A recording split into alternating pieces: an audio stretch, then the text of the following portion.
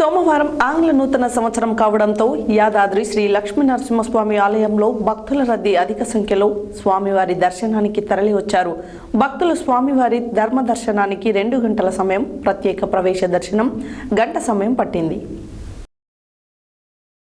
సోమవారం ఆంగ్ల నూతన సంవత్సరం కావడంతో యాదాద్రి శ్రీ లక్ష్మీనరసింహస్వామి వారి ఆలయంలో భక్తుల రద్దీ అధిక సంఖ్యలో స్వామివారి దర్శనానికి తరలివచ్చారు. భక్తులు స్వామివారి ధర్మ దర్శనానికి 2 గంటల సమయం, ప్రత్యేక ప్రవేశ దర్శనం గంట సమయం పట్టింది.